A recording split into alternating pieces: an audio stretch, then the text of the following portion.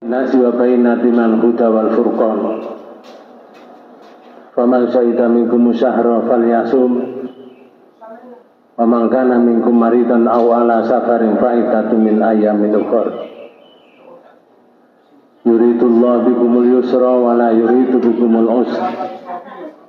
Wa litukmilul iddata wa litukabbirullaha ala ma hadakum wa la'allakum tashkurun.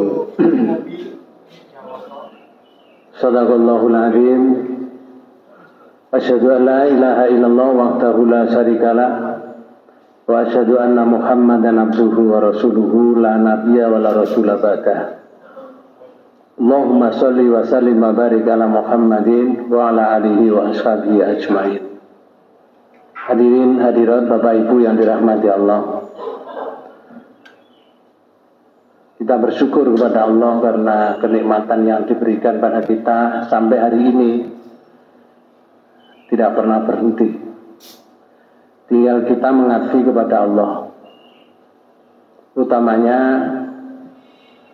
di waktu-waktu yang ditentukan oleh Allah, pengabdian yang diberi imbalan yang lebih besar dari hari-hari yang lain. Misalnya ada waktu-waktu tertentu kita berdoa, misalnya ada tempat-tempat tertentu ketika kita mengabdi kepada Allah, ada perhatian. Salah satu di antaranya, sebentar lagi kita akan bertemu dengan bulan yang 1 tahun sekali muncul, yaitu di bulan Ramadan. Di mana bulan itu Allah obral janji, obral pahala untuk kita semuanya yang mau menyambut Ramadan itu dengan ridho karena Allah, karena iman wa ihtisaban, karena keimanan kepada Allah dan ihtisaban, hanya mengharapkan keridhaan Allah, mengharapkan pahala dari Allah. Itu yang kita nanti insya Allah, kalau umur masih panjang, nanti akan ketemu di bulan Ramadan beberapa hari lagi. Ingat Bapak Ibu sekalian, ada sebuah pernyataan oleh salah seorang namanya Karl Marx. Karl Marx ini membuat satu tesisnya itu kalimatnya, judulnya gini: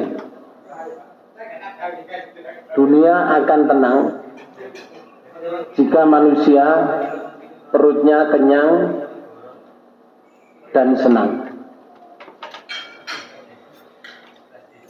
Sementara kalau kita lihat pernyataan ini seakan benar. Faktanya, kalau terjadi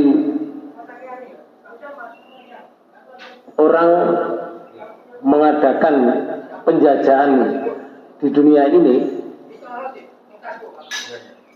kemudian pertengkaran antar kelas, kelas kaya dengan kelas miskin, dan yang lain,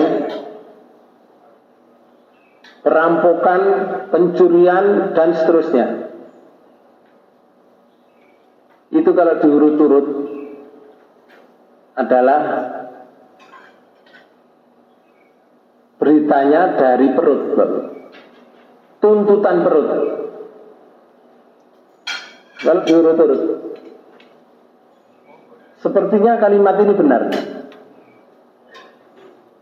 Tapi yang jadi pertanyaan adalah, sampai kapan perut itu bisa kenyang dan bisa senang? Sedangkan perut ini besarnya tidak ada 3 ember tidak ada, 1 ember aja tidak ada beras besarnya. Tapi justru muatan perut jauh lebih besar daripada gudang yang paling besar. Perut ini kecil, nggak ada 1 ember. Tapi apa yang tidak bisa masuk dalam perut? Besi bisa nggak masuk dalam perut? Bisa. Kabel telepon bisa. Rongsokan bisa.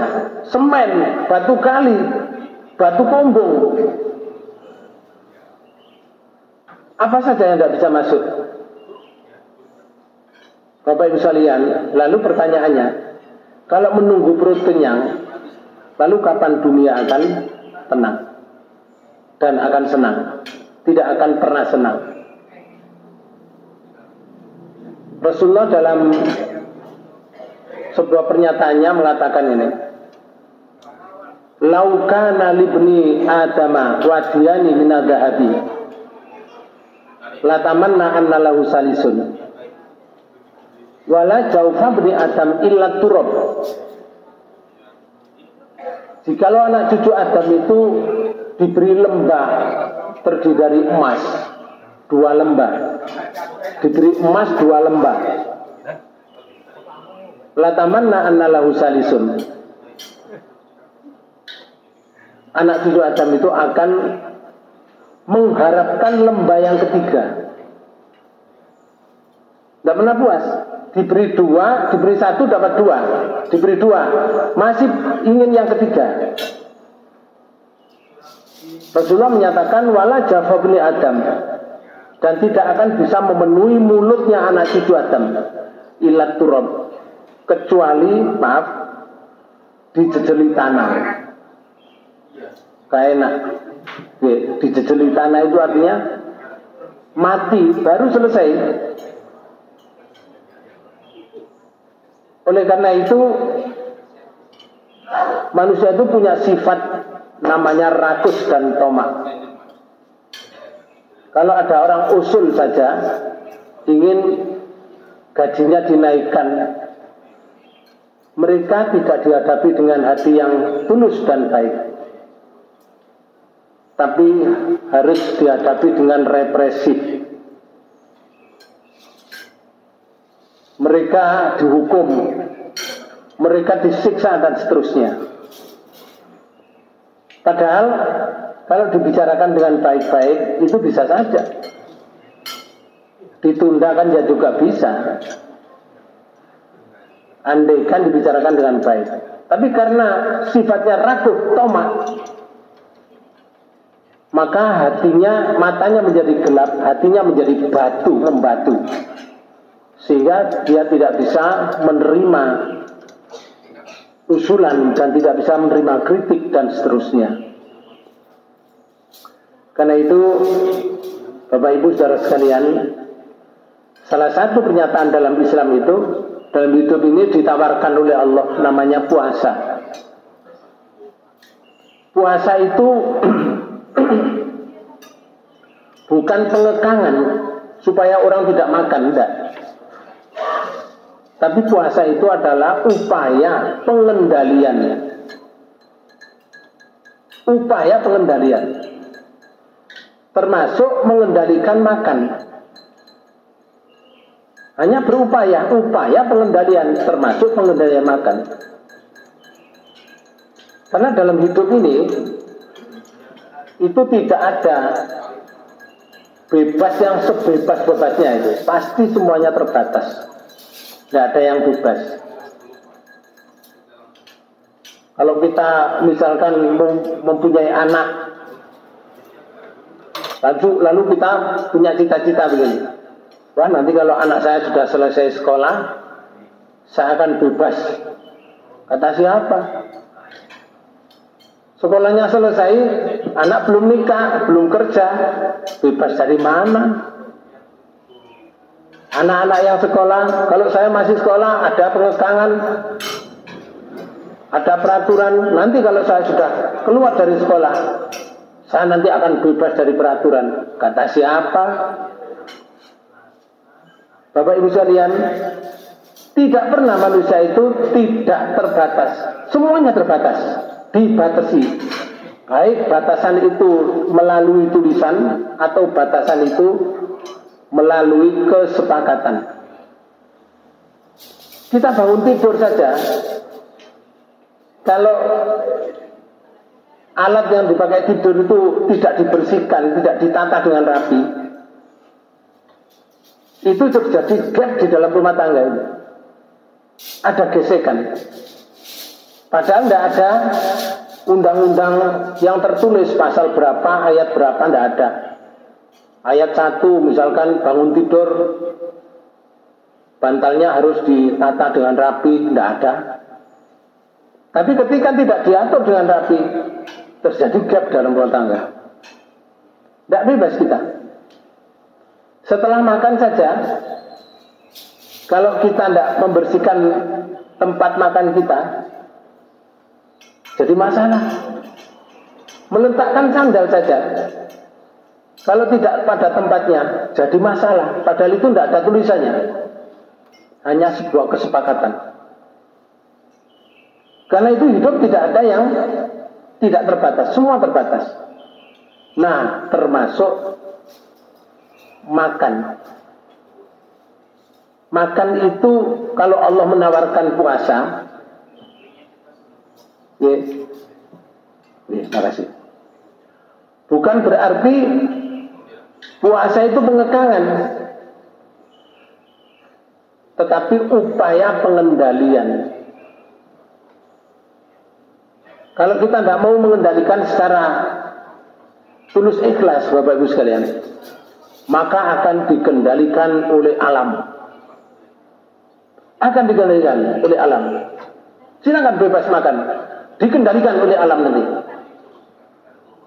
Akhirnya setelah makan yang sekian lama waktunya, dia tidak terkendali makannya. Ketika datang ke dokter,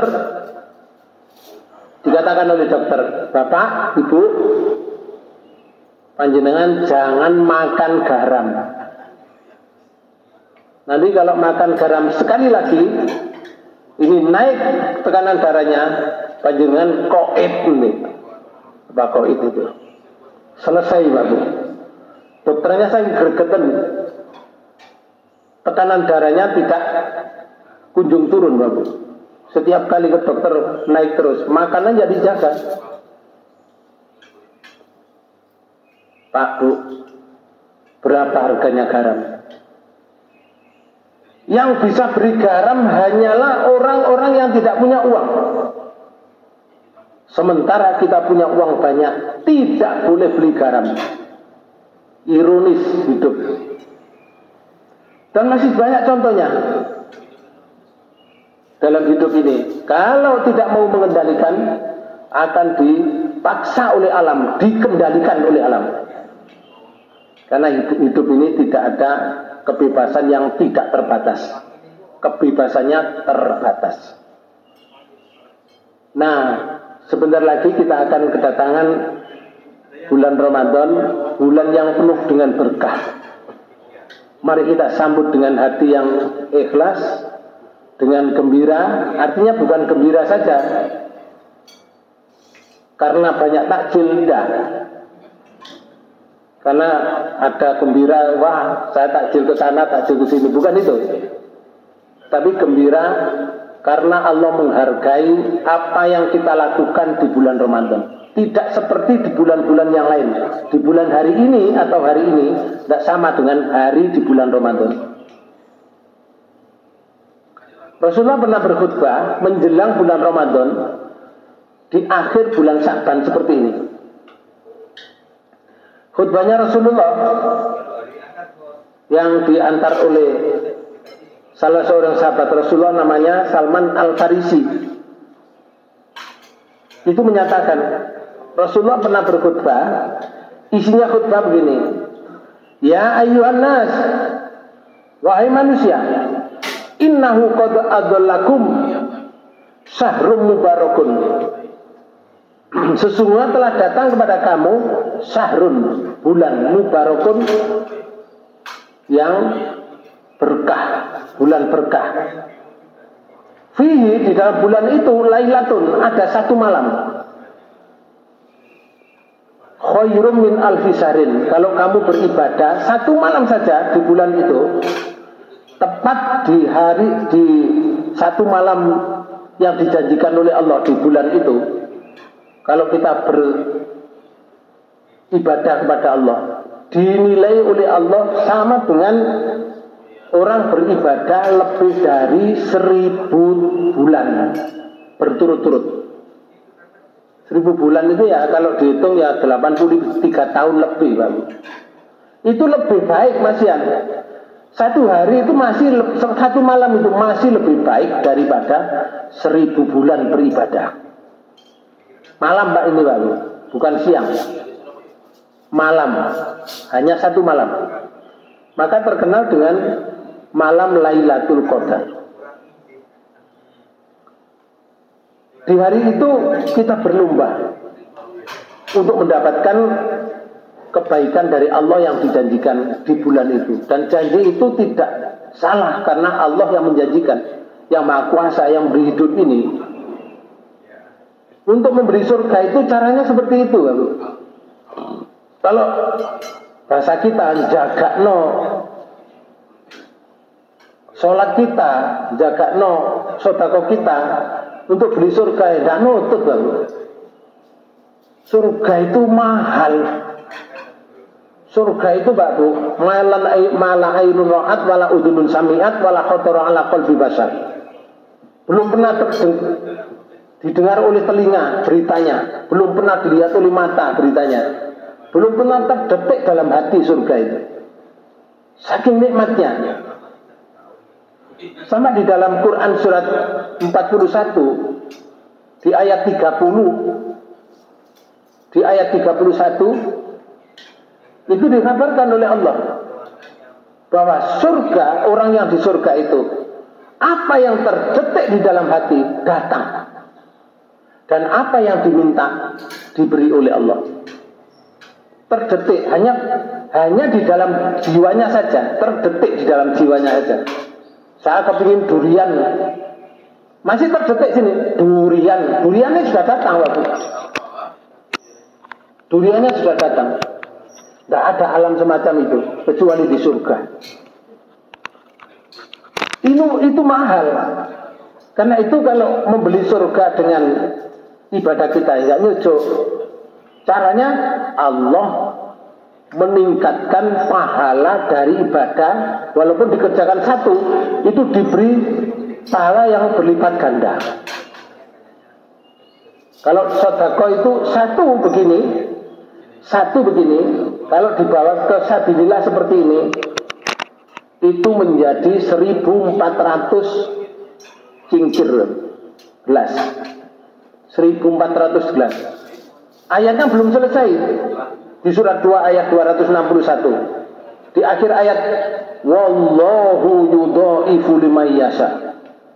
Dan Allah melipat gandakan bagi orang yang dikehendaki.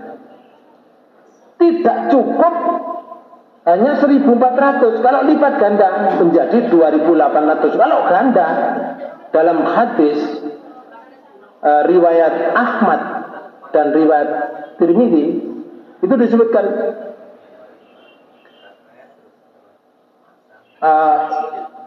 lipatannya itu sampai 2 juta. Utsman bin Affan menyatakan dari Rasulullah berlipat. Ketika Abu Bakar menyampaikan, ada sahabat mengatakan, kamu gak percaya?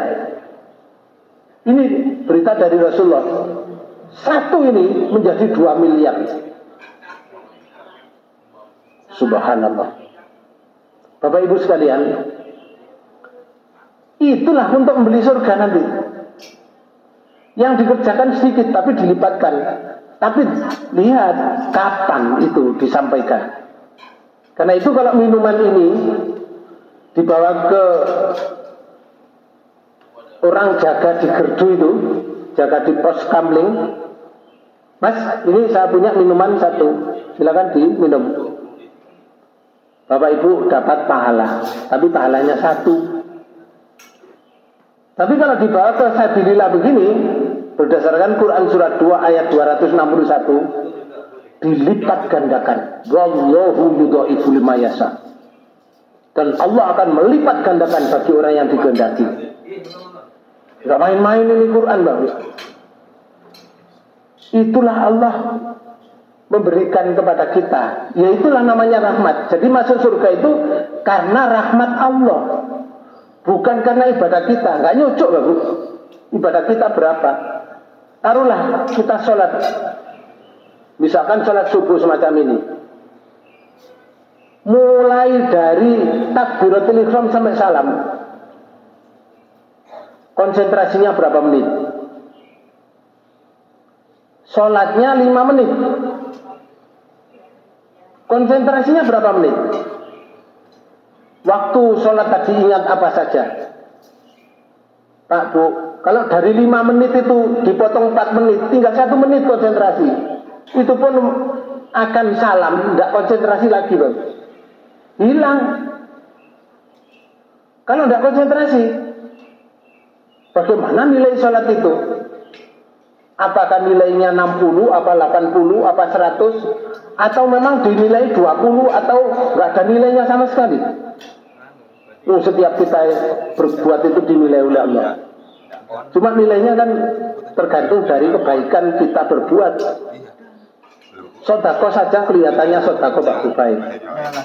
Tapi kalau sodako itu diiringi dengan ucapan yang tidak baik, berapa jumlahnya sodako? Hancur, lebur, ya habis sama sekali. Allah berfirman di surat 2 ayat 264. Ya ayyuhalladzina amanu la tubtilu shadaqatikum bil manni wal adha. Wahai orang yang beriman, janganlah kamu menghapus atau menghancurkan sedekahmu bil manni wal adha, dengan menyebut-nyebut sedekahmu wal adha, dan menyakiti orang yang kamu beri sedekah. Nyebut saja, Bang. Sudah sedekahnya 30 tahun, disebut sekali saja, hancur 30 tahun itu pahalanya. Oleh karena itu kita kalau sudah sedekah ya karena Allah saja, jangan karena yang lain. Kalau karena yang lain selesai sudah. Tidak bisa untuk membeli surga, tidak bisa, Bang. Hancur di tengah jalan, habis. Nah, setelah diundat-undat, setelah yang disodako disakiti, habis, mulailah besok sodako lagi 1, ben lagi 1 lagi, kumpulkan 1 lagi, 2, 3 dan seterusnya.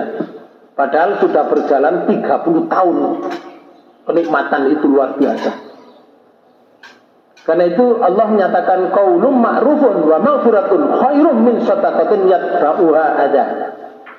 Di ayat selanjutnya, di surat 2 ayat 258 baru. Allah menyatakan qaulun ma'rufun khairum min shadaqatin yatba'uha adha. Lebih baik kamu bicara yang baik saja daripada kamu sedekah tapi kamu tunda-tunda. Habis itu. Kemudian Rasulullah dalam khutbahnya itu menyatakan ini di bulan Ramadan, faradallahu siyamahu, diwajibkan atas kamu oleh Allah berpuasa, wa ja'ala qiyama lailihi tatawuan, dan dijadikan pada bulan itu, bulan Ramadan, malamnya itu kiaman, sholat sebagai tatawuan, sebagai ibadah tambahan. Nah, artinya sholat tahajud, Bapak. Sholat tahajud, sholat malam itu namanya sholat tahajud, sholatul lail, qiyamul lail, bukan sholatul taraweh. Taraweh itu nggak ada dalam hadis. Sholat taraweh itu nggak ada, nggak ada. Setumpuk hadis penjelasan ini. menggoleki sholat tuntunan sholat tarawih dari Rasulullah, tidak ada. Yang ada sholat tahajud, sholat lail, qiyamul lail, sholatun witri. Itu yang ada bahasanya di Quran dan hadis. Kalau sholat tarawih itu sebutkan artinya tarawih itu sholat santai. Sholat santai. Masa kita niat sholat santai, masuk gitu kan tidak ada. Sholat santai. Niat sholat tahajud, niat sholat lain. Sebagaimana kalau muni tahajud itu di surat 17 di ayat 79. Fatahajjat bihi nafilatan lak asa ayyab'asaka rabbuka maqaman mahmuda, dan seterusnya. Bertahajudlah kamu dari sebagian malam itu. Tujuannya apa? Untuk ibadat tambahan. Kalau kamu sholat tahajud, mudah-mudahan Allah mengangkat derajat kamu di tempat yang terpuji. Ini Qur'annya. Quran yang nomor 2 di surat 73, yaitu surat Muzammil, di ayat 1 sampai ayat 5. Allah menyatakan ini. Ya ayyuhal muzammil, wahai orang yang berselimut. Berarti tidur dulu. Namun sholat tahajud tidak harus tidur dulu. Ini pas kencengnya Rasulullah tidur. Ya ayyuhal muzammil, wahai orang yang berselimut Muhammad. Qumil laila, bangunlah kamu di waktu malam. Qumil laila illa qalila, sedikit waktu saja. Kapan? Nisfahu au qisminhu, separuh atau dikurangi dari separuh malam. Auzid alaihi, atau tambahi dari separuh malam itu. Lalu warattilil Qur'an tartila, bacalah Quran dengan perlahan-lahan. Siapa yang bisa melaksanakan itu? Ayat 5 Allah menyatakan gini. Inna sanulki alaika qaulan sakila, sungguhnya aku akan memberikan pernyataan yang sangat berat. Pernyataan berat kepada hanya orang yang sholat malam saja. Bisikan dari Allah itu tidak akan diberikan kecuali kepada orang yang sholat malam saja. Bisikan berat, Bapak Ibu sekalian. Bisikan berat itu tidak sembarang bisikan diberikan,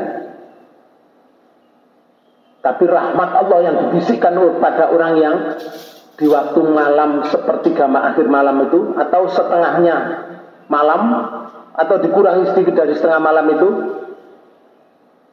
Itulah perkataan berat yang tidak sembarang diberikan kepada orang. Kalau kita gambarkan dalam hidup ini, Bang, misalnya Bapak Bupati terpilih menjadi bupati, pasti butuh pembantu. Salah satu diantaranya yang ngurusi pendidikan. Maka bupati tidak usah ngumumkan. Orang yang kriterianya menurut bupati itu bagi cocok untuk menangani pendidikan, panggil saja, telepon saja oleh bupati. Mas, sampean besok sini. Ada apa Pak Bupati? Penting untuk saya. Begitu datang, kamu saya serahi menjadi kepala bidang pendidikan di daerah ini. Tidak semua orang diberi, kecuali orang yang kriterianya sudah dikenal oleh bupati. Begitu juga kita, kalau sudah kriteria itu dibaca oleh Allah, dilihat oleh Allah, diperhatikan oleh Allah. Inna sanulki alaika qaulan sakila. Sungguhnya aku akan memberikan perkataan yang berat, tidak saya berikan pada yang lain, kecuali orang yang sholat malam itu. Itu sholat malam pada umumnya, Pak. Bagaimana sholat malam di bulan Ramadan? Obral, diobral janji Allah, pahalanya diobral. Rasulullah menyatakan, faman tatawwa'a fi bi khoslatin minal khairi. Barang siapa yang melakukan sebuah perbuatan, yang perbuatan itu nilainya tidak wajib, tidak sunnah, tapi nilainya baik, begitu saja. Sapa sing nglakoni perbuatan baik di bulan Ramadan, kana kaman ada faridotan,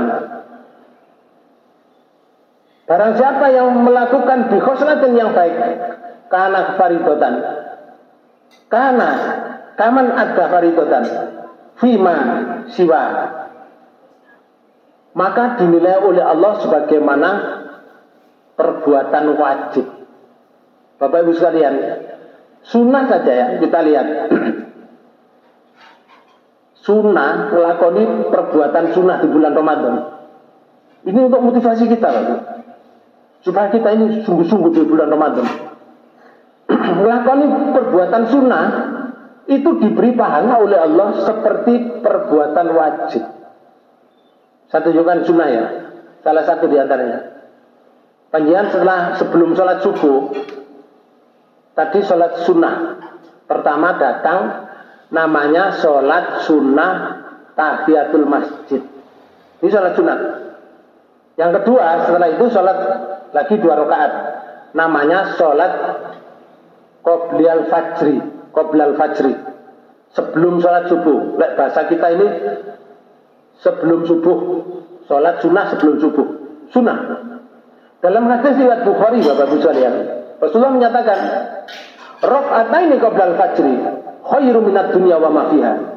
2 rakaat sebelum sholat subuh, kalau kamu lakukan sebelum subuh, dinilai oleh Allah lebih baik 2 rakaat itu daripada dunia dan isinya.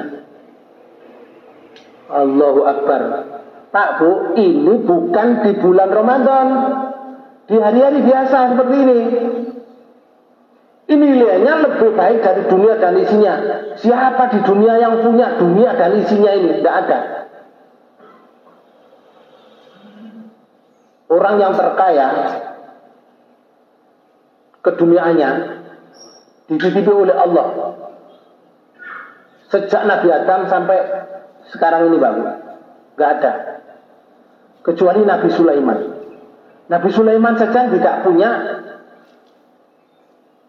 dunia dan isinya. Benua Asia saja bukan milik Nabi Sulaiman. Waduh, sudah terkaya, luar biasa. Bagaimana kalau nilainya itu lebih baik pada dunia dan isinya? Hanya 2 rakaat.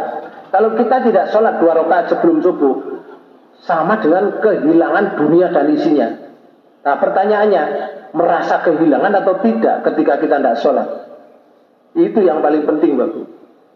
Merasa kehilangan enggak? Tapi lah kehilangan cuma daun klik saja. Harganya 16 juta. Dicolong maling, Bapak. Sak minggu gak bisa turu, Bapak. Denger. Oleh 16 juta. 16 juta. Dibanding dengan dunia dan isinya. Gak sholat kok biasa subuh, gak merasa kehilangan sepeda uklik. Sak minggu mangan gak enak, tidur ndak nyenyak, dungane elek tok isine. Nah ini kurang pas. Allah memberikan suatu yang sunnah, suatu yang biasa, yang mubah. Kalau dilaksanakan di bulan Ramadan sama dengan nilainya wajib. Kalau sholat sunnahnya saja pahalanya lebih baik daripada dunia dan isinya. Bagaimana sholat subuhnya, Bapak? Bagaimana sholat subuhnya? Itu sunnahnya saja. Bagaimana kalau di bulan Ramadan? Bapak Ibu, Rasulullah menyatakan begini, wa man adda fihi faridatan kana kaman adda sab'ina faridatan. Barang siapa yang melakukan perbuatan fardu di bulan Ramadan, sama dengan dia melaksanakan sebuah kefarduan 70 kali fardu. Hadis ini diriwayatkan oleh Imam Al-Baihaqi. Bapak dan Ibu saudara sekalian, melakoni fardu itu dilipatkan oleh Allah 70 kali fardu. Fardu satu saja, Bapak, subuhnya saja sekian banyaknya. Bagaimana kalau 70 kali fardu?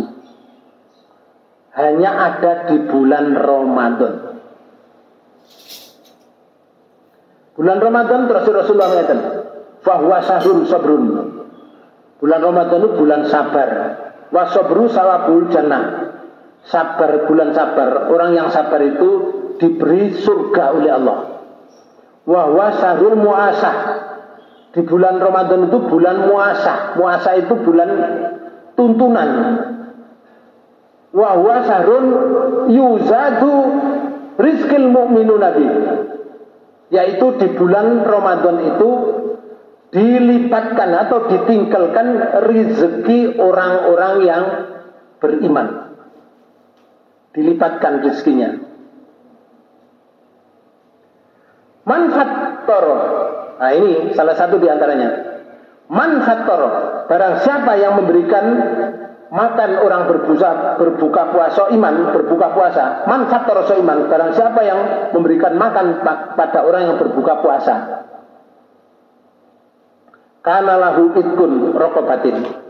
Baginya adalah seperti memerdekakan budak. Wa maghfiratu lidzunubihi, dan diampuni oleh Allah dosa-dosanya.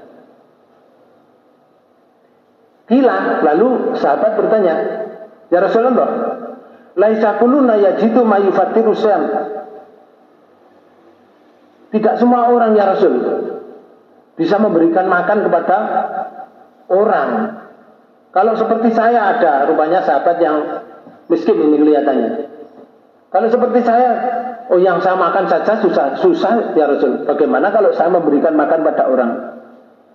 Qala Rasulullah dawuh, yu'tillah hadza sawaba man fattara shaiman ala madqatin labanin au tamratin au syarbatin ma. Allah akan memberikan pahala bagi orang yang memberikan berbuka puasa walaupun yang diberikan itu seteguk susu, air susu, walaupun tamrotin au sarbatin, atau air putih, atau tamrotin, atau sebuah kurma, satu saja, sehingga orang itu puasanya batal, diampuni oleh Allah dosanya. Lalu Rasulullah menyatakan begini, waman asba'a shaiman. Lah kalau kamu memberikan makan kepada orang sampai kenyang, berarti piringan gitu ini. Kalau itu tadi bijian apa namanya, pakai air untuk minum saja. Sekarang kalau memberi makanan rupanya mengenyangkan. Waman asba'a shaiman, kalau kamu memberikan makan kepada orang yang berpuasa sampai kenyang, kana lahu maghfiratun lidzunubi. Pertama, diampuni dosa-dosanya. Nomor dua, wasaqahu Allahu min haudi sarbatin la yatma'an hatta yadkhul jannah. Orang itu nanti akan diberi minum air telaga saya. Besok di Maksar diberi minum air telaga. Sekali minum, dia tidak akan pernah haus sampai masuk ke dalam surga.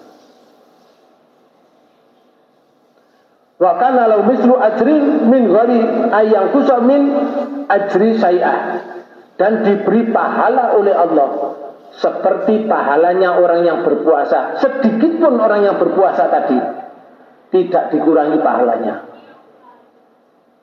Besar Bapak Ibu sekalian.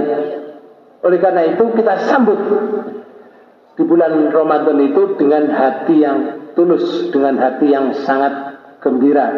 Kita laksanakan hanya karena Allah saja, bukan karena yang lain. Hadis ini diriwayatkan oleh Imam Al-Baihaqi. Lalu Bapak bisa lihat, di bulan Ramadan itu ada janji juga yang disampaikan oleh Rasulullah dalam hadis riwayat Bukhari dari Abu Sa'id Al-Khudri. Itu menyampaikan begini, Rasulullah pernah bersabda, sabdanya begini, ma min abdin yasumu yauman, barang siapa yang berpuasa pada bulan Ramadan sehari saja. Artinya berpuasa sehari itu kualitas puasanya imanan wahtisaban, hanya karena Allah dan mengharapkan keridhaan Allah. Kalau satu hari saja berpuasa di bulan Ramadan, illa ta'adallah bidzalikal yaum, kecuali Allah menjauhkan dari orang itu dari neraka, aninar sab'ina kharifah, 70 tahun. Satu hari puasanya kualitasnya imanan wahtisaban, diberi pahala oleh Allah, dijauhkan dari api neraka 70 tahun. Bagaimana kalau 30 hari berturut-turut? Itu kualitas puasanya imanan wahtisaban. Banyak Pak Bu. Begitu caranya Allah memberikan surga. Mudah-mudahan kita diberi sehat walafiat oleh Allah, sehingga di bulan Ramadan nanti kita bisa melaksanakan ibadah dengan semaksimal mungkin, seikhlas mungkin, dan Allah akan memberikan pahala kita husnul khotimah. Ini yang bisa saya sampaikan, lebih kurangnya mohon maaf. Kita tutup pertemuan ini dengan bacaan hamdalah. Alhamdulillah. Subhanakallahumma wa bihamdika asyhadu an la ilaha illa anta astaghfiruka wa atubu ilaik. Assalamualaikum warahmatullahi wabarakatuh.